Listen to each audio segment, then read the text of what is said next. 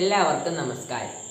ഞാൻ ഇന്നിവിടെ സംസാരിക്കാൻ പോകുന്നത് ആർട്ടിഫിഷ്യൽ ഇൻ്റലിജൻസ് മനുഷ്യൻ്റെ ഭാവിയിൽ ആപത്തായി തീരുമോ എന്നതാണ്.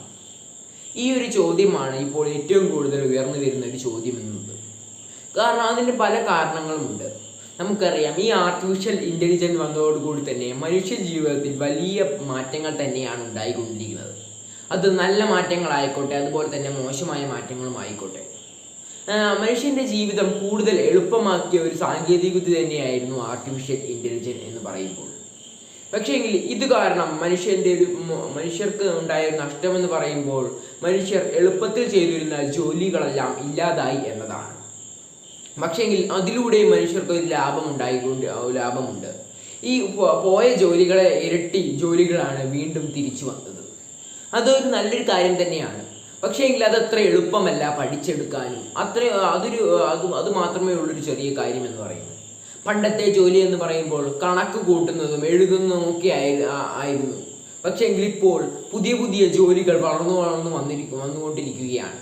അതിനോടൊക്കെ പൊരുത്തപ്പെട്ട് മുൻപോട്ട് പോകാൻ ഇപ്പോഴത്തെ മനുഷ്യർ ബുദ്ധിമുട്ടുന്നു എന്നാണ് ഏറ്റവും വലിയ പ്രശ്നം എന്ന് പറയുന്നത്. നമുക്ക് ഈ ആർട്ടിഫിഷ്യൽ ഇൻ്റലിജൻസ് വന്നതോടുകൂടി തന്നെ പല മാറ്റങ്ങളും പല രംഗത്തും ഉണ്ടായിട്ടുണ്ട്.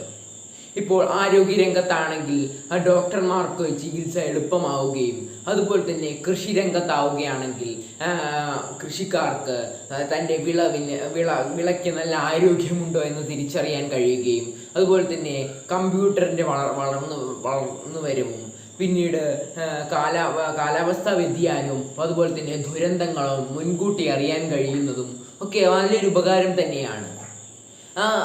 പക്ഷേങ്കിൽ നമ്മൾ വിദ്യാർത്ഥികളും പല കാര്യങ്ങളും അതിലൂടെ പഠിക്കേണ്ടതുണ്ട്.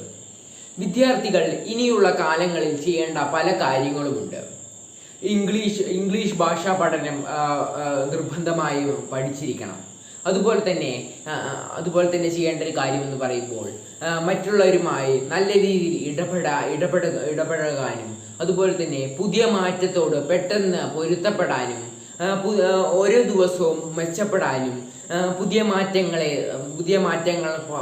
നേരത്തെ പഠിക്കാനും, സമയം വൈകാതെ പഠിക്കാനും ഒക്കെ നമ്മൾ പഠിച്ചിരിക്കേണ്ട അത്യാവശ്യം തന്നെയാണ് ഇപ്പോഴത്തെ കാലത്തെന്ന് പറയുമ്പോൾ. ഇനിയുള്ള കാലങ്ങളിൽ ജോലി ലഭിക്കണമെങ്കിൽ ഒരു ഡിഗ്രി മാത്രം പോരാ. അതിന് പല ഘട്ടങ്ങളുമുണ്ട്.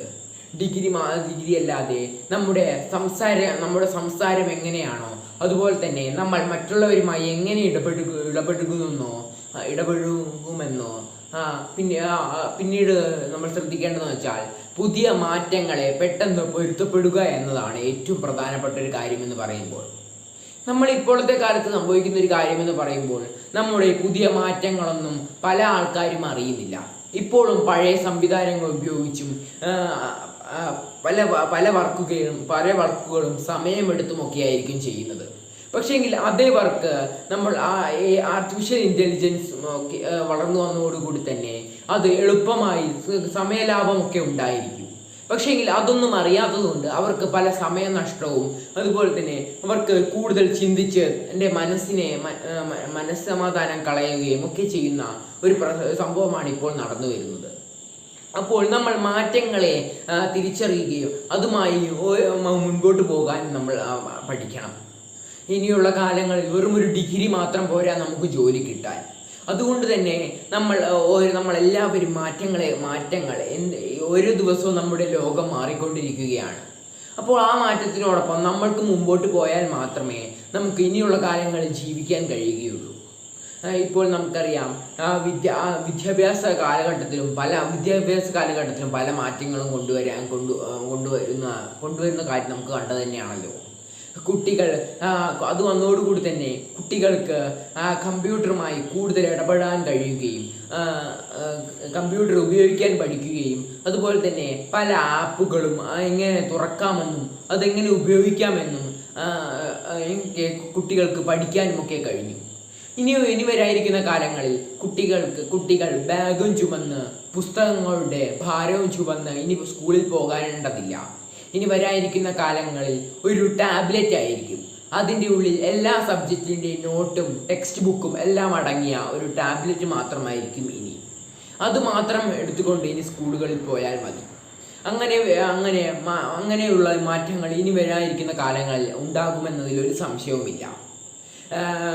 പിന്നെ നമ്മൾ നോക്കുകയാണെങ്കിൽ അധ്യാപകർക്ക് പകരം റോബോട്ടുകൾ, അതുപോലെ തന്നെ കൃഷി ചെയ്യാൻ റോബോട്ടുകൾ എന്നിങ്ങനെ പിന്നീട് ഡോക്ടറിന് പകരം റോബോട്ട് ഡോക്ടർമാർ എന്നിങ്ങനെ എല്ലായിടത്തും റോബോട്ടുകളും ആർട്ടിഫിഷ്യൽ ഇൻ്റലിജൻസും അതുപോലെ തന്നെ ഡ്രോണുകളും എല്ലാം ഉപയോഗിച്ചായിരിക്കും ഇനിയുള്ള കാലങ്ങൾ മുൻപോട്ട് പോകാൻ പോകുന്നത്. അപ്പോൾ ഈ കാര്യങ്ങളൊന്നും അറിയാതെ നമ്മൾ ഇപ്പോഴും നിൽക്കുകയാണെങ്കിൽ നമ്മൾ ജീവിതത്തിൽ നിന്ന് വളരെയധികം പുറകോട്ട് തന്നെ പോകും. അപ്പോൾ നമ്മൾ ഓരോ ദിവസവും നടക്കുന്ന മാറ്റങ്ങൾ വ്യക്തമായും തിരിച്ചറിഞ്ഞ് അത് കൂടുതൽ പഠിക്കാനുമൊക്കെ ശ്രമിക്കണം. അവസാനമായി ഞാനൊന്ന് പറയുകയാണ്, നല്ല ബുദ്ധിമാന്മായ ഇനി വരാനിരിക്കുന്ന കാലങ്ങളിൽ നല്ല ബുദ്ധിയുള്ളവർക്ക് അല്ല ജോലി അവസരം ഉണ്ടായിരിക്കുക. മാറ്റങ്ങളെ തിരിച്ചറിഞ്ഞ് അതുമായി മുൻപോട്ട് പോകുന്നവരായിരിക്കും ഇനി വരാനിരിക്കുന്ന കാലങ്ങളിൽ ജോലി ഉണ്ടായിരിക്കുക. ഇത്രയും കാര്യങ്ങൾ പറഞ്ഞുകൊണ്ട് ഞാൻ എൻ്റെ പ്രസംഗം നിർത്തുന്നു. നന്ദി.